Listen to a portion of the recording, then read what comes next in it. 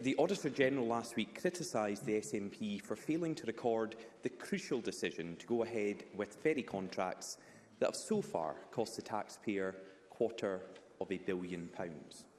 In response, a Scottish Government spokesperson said a thorough search has been conducted and the paperwork cannot be located.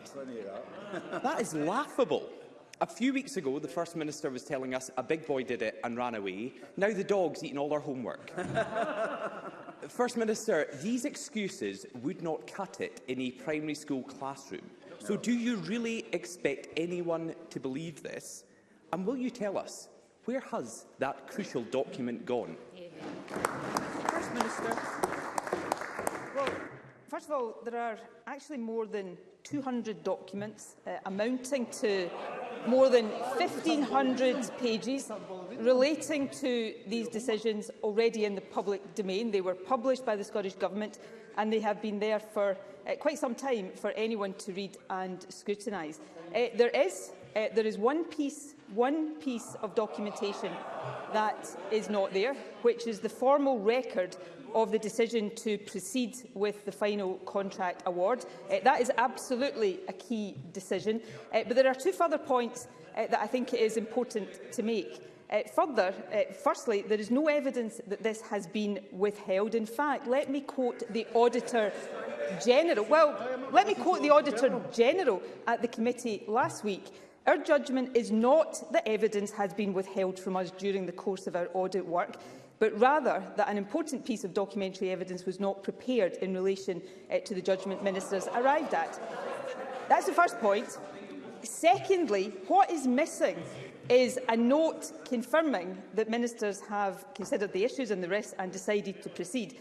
However, that is nevertheless clear in all of the surrounding documentation. So there was advice to ministers on the 8th of October. It says, and I'm summarising here, we would welcome the Minister's confirmation that he has considered the CMAL note, aware of the procurement and financial risks and content to give approval to CMAL to proceed. And then the day after that, on the 9th of October, Transport Scotland writes to CMAL and says, and I quote, "The Scottish Ministers have also seen and understood the CMAL risk paper and have noted and accepted the various technical and commercial risks identified and assessed by CMAL and have indicated that they are content for CMAL to proceed with the award of the contract." So the Minister's decision is actually narrated in the letter that Transport Scotland writes. So there is one link in the chain that is missing, but you can still very clearly follow the chain of events, something that Douglas Ross clearly hasn't even tried to do. Douglas Ross. Right, let's try and get this straight. At the time, Nicola Sturgeon said this was one of the achievements we are most proud of. Now we are expected to believe that there is not a shred of evidence about the final crucial decision. They were so proud of it, they didn't want anyone to know about it. First Minister, given your pride, that should have been hanging on your wall. And maybe that's it. Maybe that's where the document is, hanging up in Nicola Sturgeon's wall in Bute House.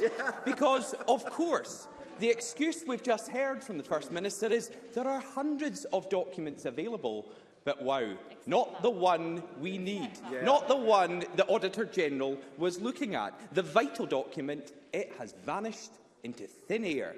So can the First Minister say, with a straight face, that this does not look like an almighty cover-up?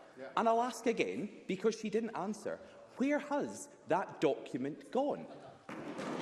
That document would have been an email or a note that would have said the Minister is content on the basis of the reasons set out. Douglas Ross says, well, firstly, can I say, first of all, it was and is an achievement to have saved almost 400 jobs. 400 people, as we speak, working in Ferguson shipyard right now, earning a wage, supporting their families. I know jobs don't matter that much to the Conservatives, but they matter to this government, and they always will. So let me run through it again. On the 8th of October, 2015, a submission goes to ministers asking for confirmation that ministers have considered the CMAL note, are aware of the potential procurement and financial risks. Of course, the mitigations are set out in this submission and are content to proceed. The next day, Transport Scotland write to CMAL and they say Scottish ministers have seen and understood the risk paper and have noted and accepted the technical and commercial risks and have decided to proceed. So the decision is recorded there. The bit that is missing is that link in the chain in between these two things that simply say the minister is content. But the fact that ministers were content is narrated in the document the next day. Can I suggest to Douglas Ross it might be a good use of his time to actually go and read the 200 documents and the 1,500 pages that are published on the Scottish Government website? Douglas Ross. Well, can I say to the First Minister, it might be a good use of her time and this Parliament's time if she answers the question, because again, there is nothing. And this is Nicola Sturgeon, who has more ministers than ever before, more special advisers than ever before, more communication staff than ever before, and none of them can find the vital link, as she has called it. None of them can find the vital link that is missing. The First Minister claims to be a master of detail, right up until the point that the government makes a mistake. Then her memory's like a sieve. Every time the going gets tough, we hear she can't recall, she doesn't know, she's not sure. We're supposed to believe a £250 million decision was either never written down, has vanished, or has been illegally destroyed. The First Minister has botched this and covered up mistakes. Those trying to get to the bottom of this have been unable to, because Ferguson Marine employees can't speak openly because of SNP gagging orders. Now, the First Minister could change that. So will she tell us, and she's rifling through her folder, how many gagging orders were issued, and will she waive them all today to end this secrecy? And I'm going to keep asking, where has the vital document gone? The email, as the Auditor-General said last week, it has not been withheld. It was, in his judgment, not prepared. So I am answering that question. But let me say again, let me set out again. So on the 8th of October 2015, there is a submission, goes to ministers, setting out CMAL's concerns, setting out the issues with the guarantee, setting out the steps that had been taken to mitigate those risks. That was what ministers considered. Then on the 9th of October, the very next day, Transport Scotland narrates to CMAL, yes, it is a third time, because Douglas Ross doesn't seem to want to understand it. So I'm going to read it, perhaps. First Minister, First Minister, sorry, when people are asking questions or responding to questions, I would be grateful if everyone else could cease from contributing at that point. Thank you. First Minister. So let me just read it again, a bit more slowly. The Scottish ministers have also seen and understood the CMAL risk paper and have noted and accepted the various technical and commercial risks identified and assessed by CMAL, and have indicated that they are content for CMAL to proceed with the award of the contracts. So on the basis of the advice on the 8th of October, that is the decision that is narrated to CMAL on the 9th of October.